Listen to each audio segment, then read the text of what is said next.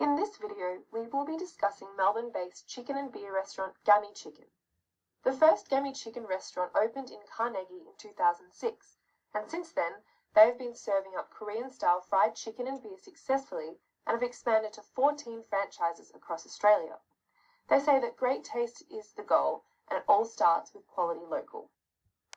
Throughout this video, we will be introducing you to Gami Chicken, as well as analysing their internal processes, the industry in which they operate, their business level strategy, and lastly, their implemented strategy.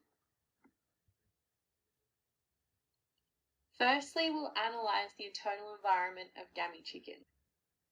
Resources, capabilities, and core competencies are the foundation of a competitive advantage. Displayed here is the components of the internal analysis, showing how organisations such as Gami Chicken can achieve a competitive advantage, resulting in above-average returns. As you can see, the analysis runs from resources to capabilities, core competencies, and then to a competitive advantage.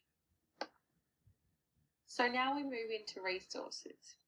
These can be broken up into tangible and intangible resources. Tangible resources are assets that can be observed and quantified, such as production equipment, manufacturing facilities, distribution centres, and formal reporting structures. Gami Chicken's financial resources can be identified as their borrowing capacity and their ability to generate internal funds through franchising businesses.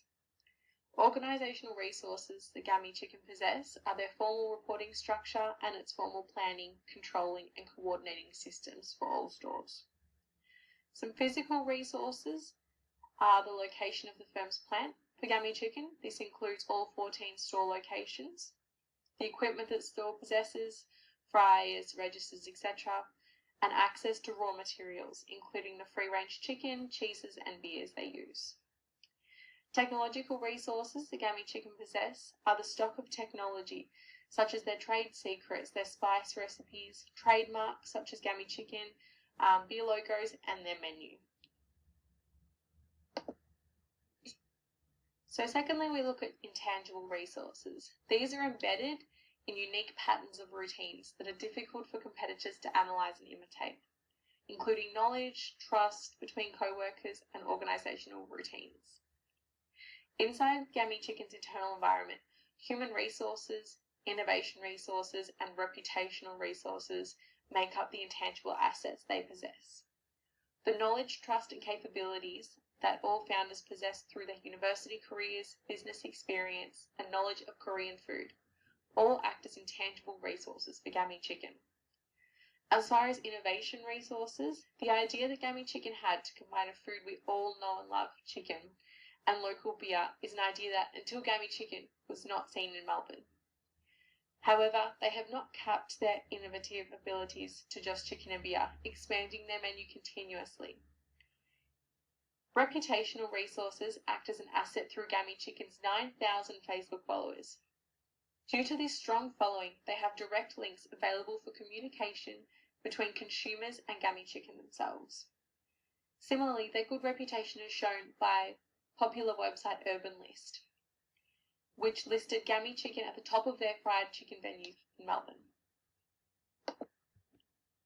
So capabilities that serve as a source of competitive advantage for a firm over its rivals are core competencies. To achieve a sustainable competitive advantage, Gami Chicken must obtain a valuable and rare capabilities, be costly to imitate and non-substitutionable. Valuable capabilities help firms neutralise threats or exploit opportunities.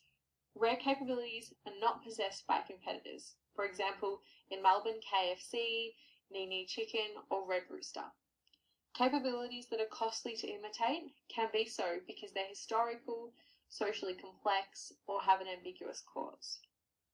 Non-substitutionable capabilities require no strategic equivalence to exist. So looking now at the value chain analysis, this is a process that allows firms to understand the parts of its operations that create value and those which don't.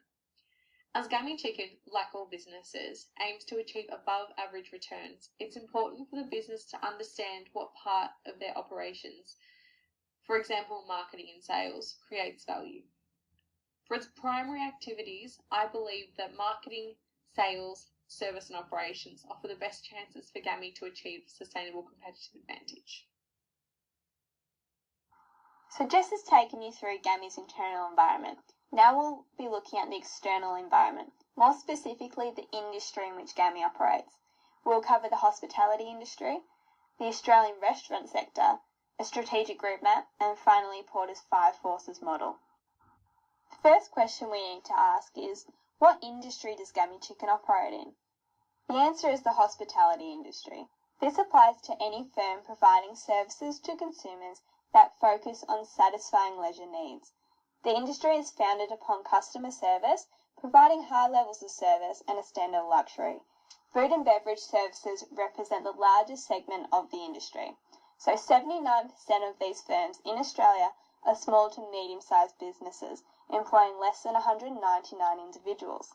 Gami falls into this industry because they're a medium-sized business, with 14 restaurants employing 120 people. And their own mission statement addresses their devotion to customer service. They want to create food, services and spaces that are delightful and enjoyable for its customers. Okay, moving on to the Australian food and beverage sector. It's vital for Gami to understand the sheer size of the industry that it operates in.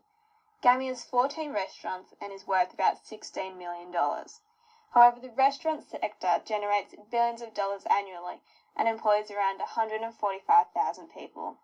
In the financial year ending the 30th of June 2016, total revenue was $45 billion, with just over 85,000 establishments.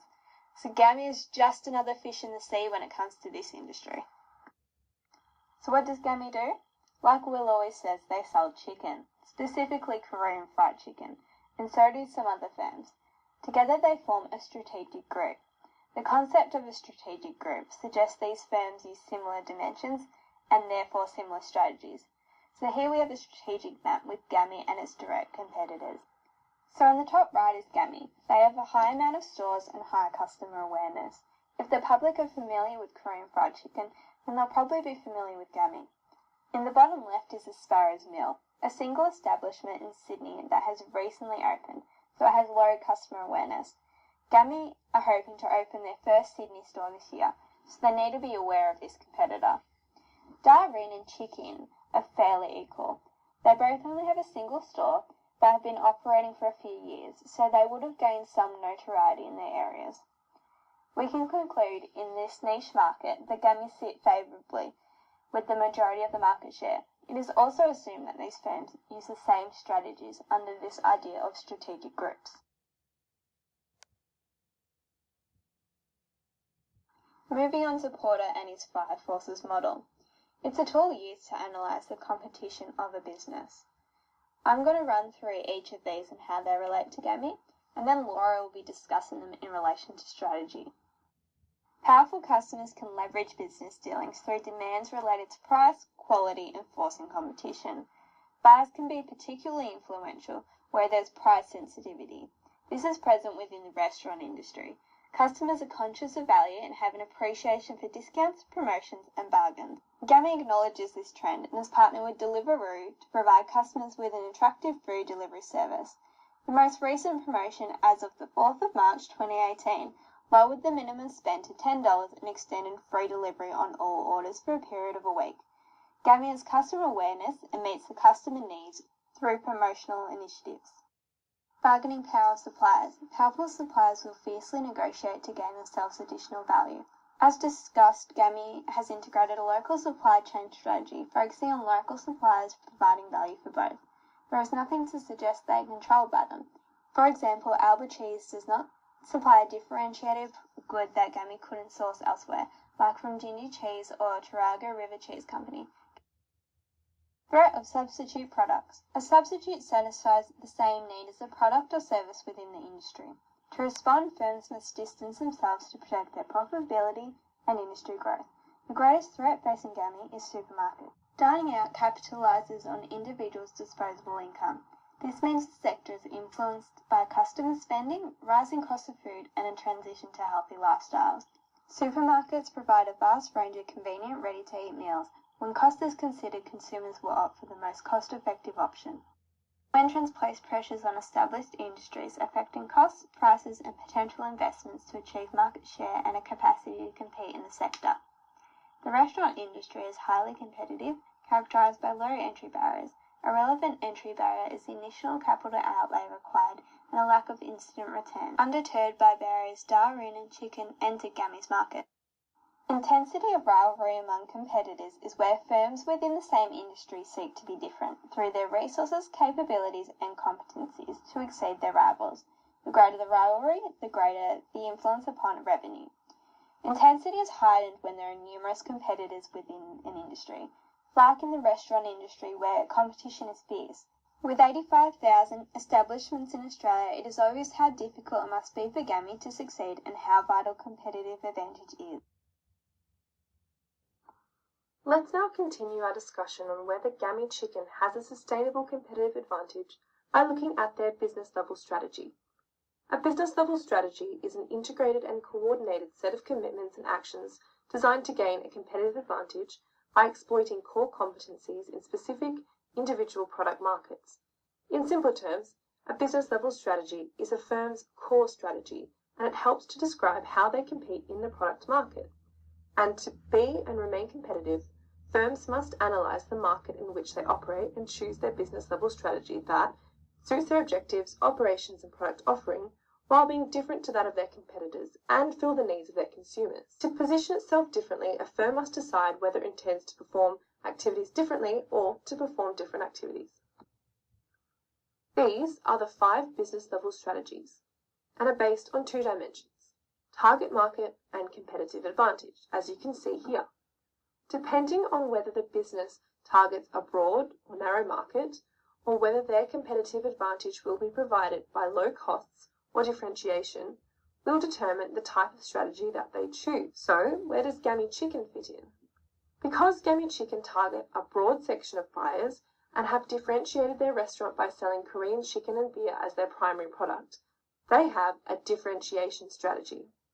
A differentiation strategy is an integrated set of actions taken to produce goods or services that customers perceive as being different in important ways. As we know, chicken is Gami's primary product offering, which is sold by many of their competitors, but it's their unique Korean style of preparing the chicken, designed by the skills of their founder and sourced from what they deem to be the best ingredients, have allowed them to charge a premium price. In differentiation strategy, people are willing to pay more for what they consider unique and premium goods, and in Gami's case, it's the ethically sourced chicken prepared in Korean styles that makes it unique. They also sell local Melbourne beers on tap, which, although slightly narrows their markets to adults who drink beer in this segment of their large audience for their food, it also makes them, again, unique against some other Korean restaurants in Melbourne who may only opt for classic Australian beers or not even focus on selling beer as their primary alcoholic offering.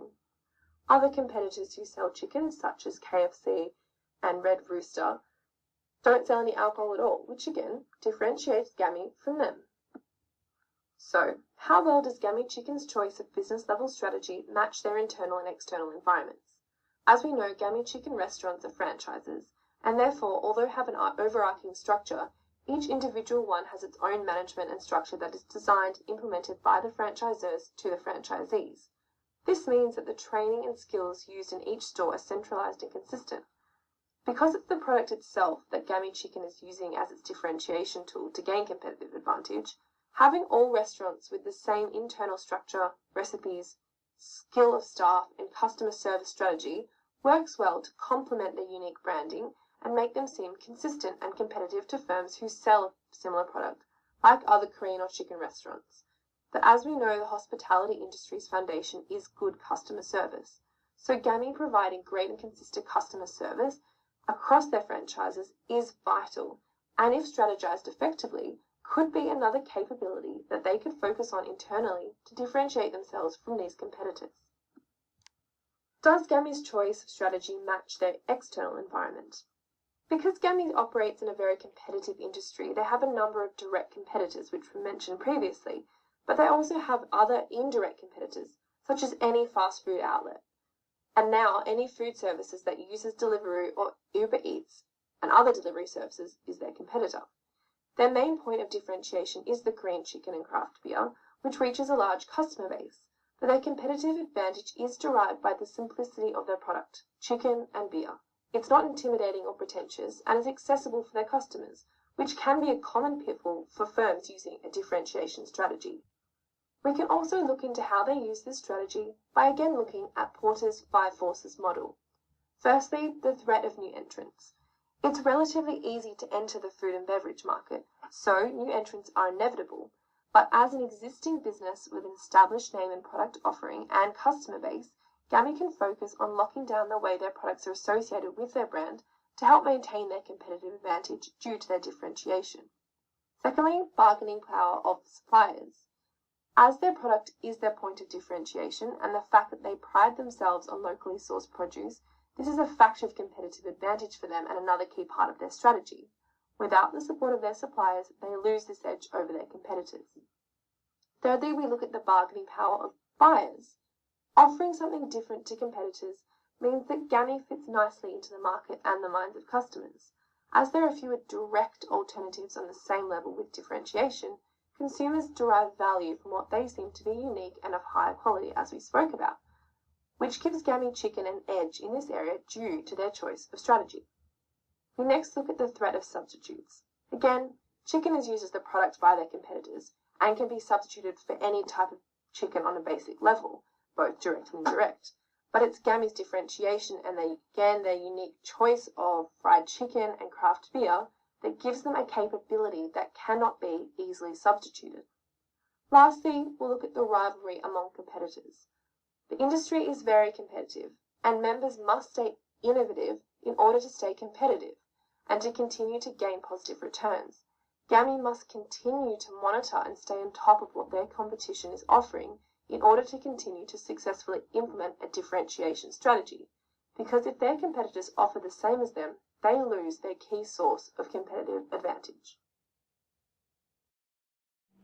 Let us now take a look at the implemented structure of Gami Chicken. So, to explore the implemented structure, what we're going to observe is the organisational structure itself, the key success factors, Gami's competitors' key success factors, and furthermore, how to improve. The organisational structure of Gami Chicken is functional.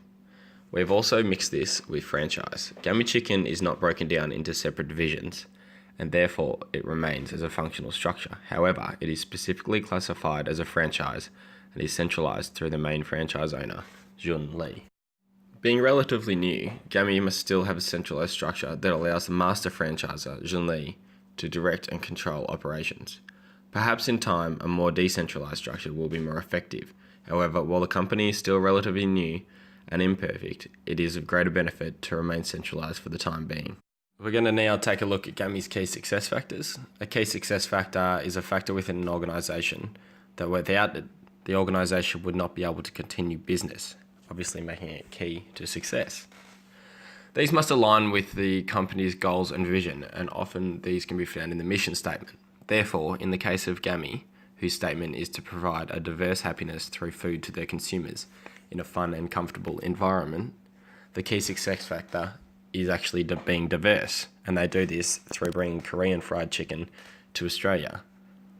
Moving on to the competitors' key success factors. Interestingly, in Gami's case, their competitors share similar key success factors.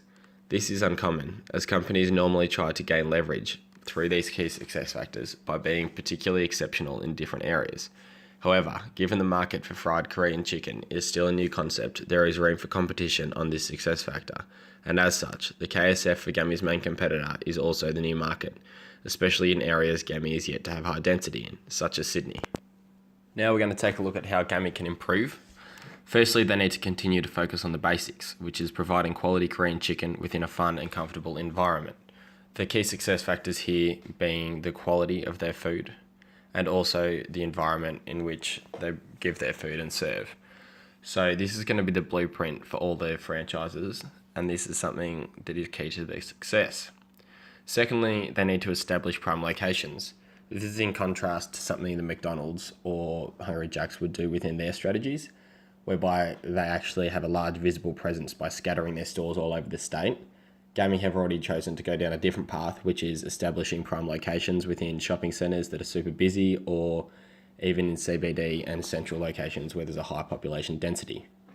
Thirdly, they want to improve on the supply of the product quality, and so this is more the actual quality of the product that is being supplied rather than the supply chain or distribution itself. And then finally, they need to minimise threat by combating their competition early, particularly in Sydney, as they haven't expanded to this market as heavily as they have in Melbourne. We will now take a look at assessing the structure and the strategies, and basically evaluating all of this overall. Firstly, we observe the benefits of evaluation. As you can see listed, this is the company can continue to innovate. They can maximise their strengths and minimise the weaknesses. It's a necessity to evaluate, and it also keeps the company relevant and modern. The challenges of evaluation are that it can be costly. This is both from a financial point of view as well as a time-consuming point of view. They also need to know the extent of the evaluation that is required, whether it can be just a surface level evaluation or something a little bit deeper. And finally, they need to be able to make use of the information once they've discovered it. Evaluation is all about identifying the strengths and weaknesses. This can be done via different types of analysis, which help decision makers create strategy based on evaluation. This is the whole reason that evaluation is so important. It means that decision makers can use the information to form strategy. For example, Junli has identified the need for prime location and better quality supply of the product as two key factors that are imperative for success. He has done this through evaluation. Throughout this video, we have introduced Gami Chicken, conducted both internal and external analysis. We discussed Porter's 5 forces model in relation to Gami, of course, their business level strategy, and then discussed the implemented structure and the evaluation process in reference to Gami Chicken. We thank you for watching, and we hope that you enjoyed.